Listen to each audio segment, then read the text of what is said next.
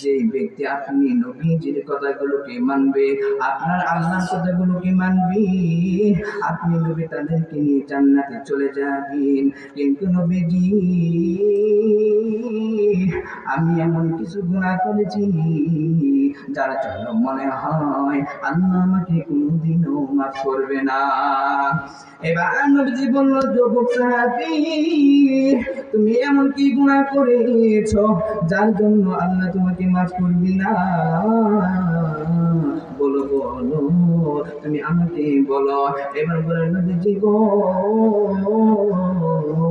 আমার গুনাহের কথা যদি আমি তোমাকে বলি, তাহলে আপনিও আমাকে ভালোবাসবেন না, আপনিও আমাকে দেখতে পারবেন না। এবার নবীজি বললেন, ওগো সাহাবী, তুমি বলো বলো কি হয়েছে। এবার ওই সাহাবীর নাম ছিল দাহিয়াতুল কলবি।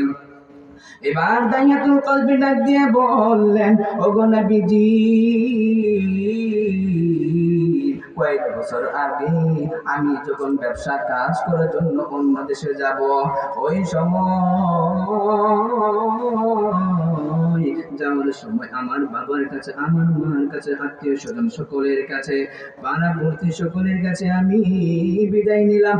আমি যাওয়ার আগে আমার বিবির কাছ থেকেও আমি বিদায় নিয়ে যখন চলে যাচ্ছিলাম, ওই সময় আমার বিবি পিছন দিয়ে ডাক দিয়ে বললেন, ওগো স্বামী, আপনি তো চলে যাচ্ছেন, কিন্তু আমার পেটের মধ্যে আপনার বাচ্চা রয়েছে, তাকে আমি কি করবো? আপনি কিছু বলে যান না কেন? ওগো নবীজি, আপনি বিশ্বাস করবেন না, তখন আমি আমার বিবিকে বললাম, ও বিবি, যদি ছেলে সন্তান হয় তাহলে রেখে দিবি, আর যদি মেয়ে হয় তাহলে জ্যান্ত কবর দিয়ে দিবি। ও নবীজি,